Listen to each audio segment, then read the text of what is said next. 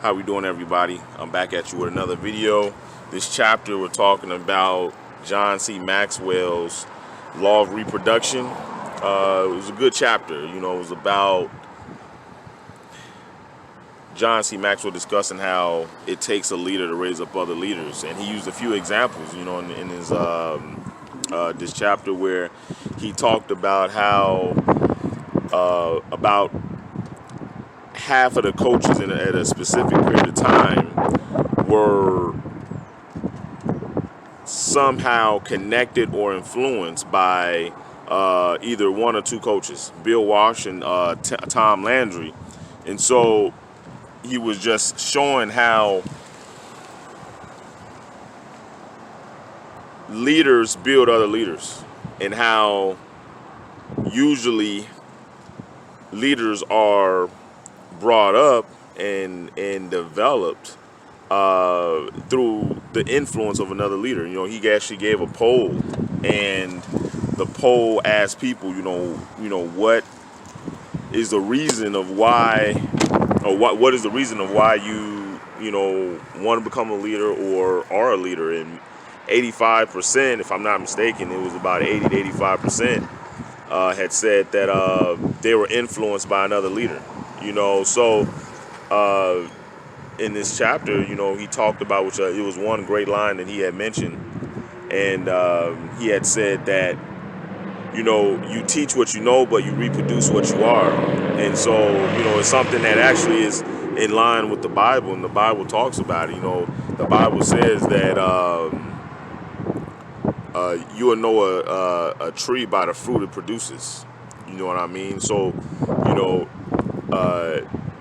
that's something to recognize. In my own, department, I noticed that, one thing I probably would describe myself more than anything, and what I've been able to do and accomplish, in my department, is being a pusher.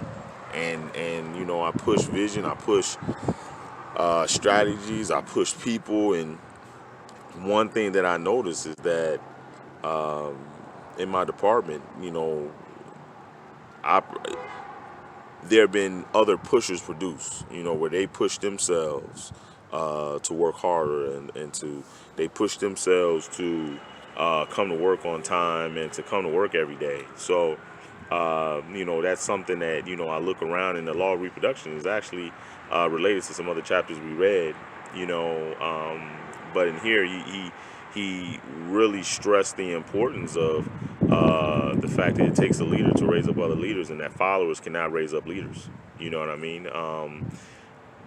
He also related to the story of David and Goliath, and how, a lot of people, we focus on David and Goliath, but one thing that the author made mention that I didn't really think about. I knew that David had mighty men, and I had read about it, because I was reading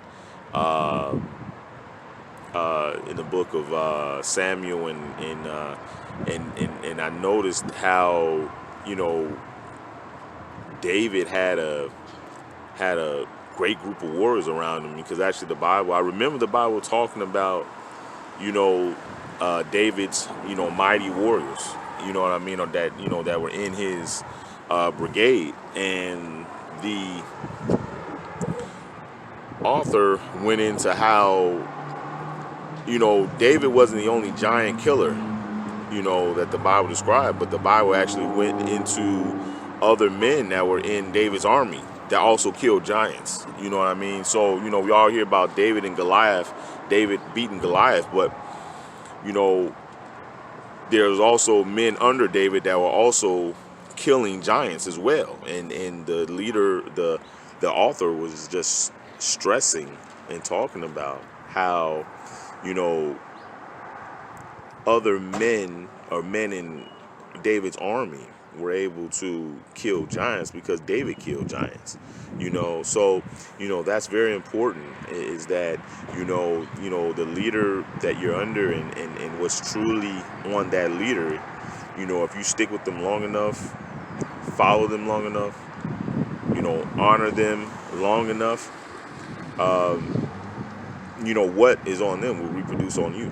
You know, so it's a very important, and it just kind of just stresses the responsibility on the leader's part, that you know you shouldn't just push to be a better leader, for yourself, but you know you should push to be a better leader, so that others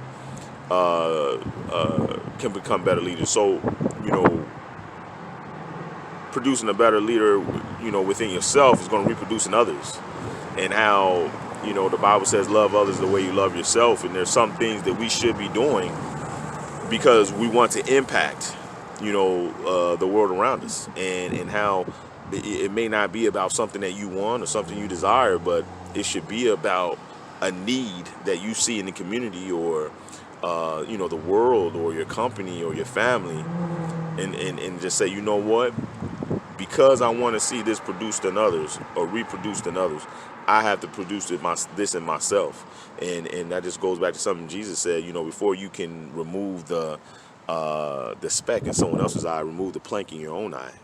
So I think it's a great chapter, because it can be turned into something that we can use to show love for others. And how Paul said in the Word, he said, look, to the Greek I become, to the Gentile I become like them.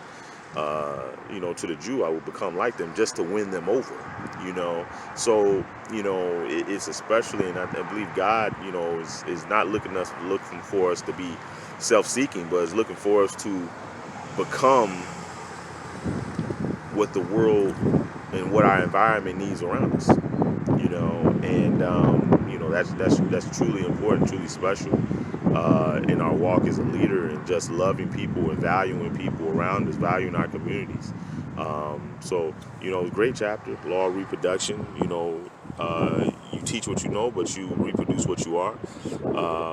Definitely, I look forward to the next chapter, and like I said, just going back, and I know I've discussed this before. John C. Maxwell wrote this book very well. If you haven't, gotten the book, I would definitely recommend you getting the book. It's an easy read. I love his similes. I love his examples. I love how he really connects this to, people that, people that other people can easily relate to, like people in the NFL. He talks about, usually famous people that people know about, and then start, picking out things that we may have not have known about those people. So great chapter, and I look forward to the next video.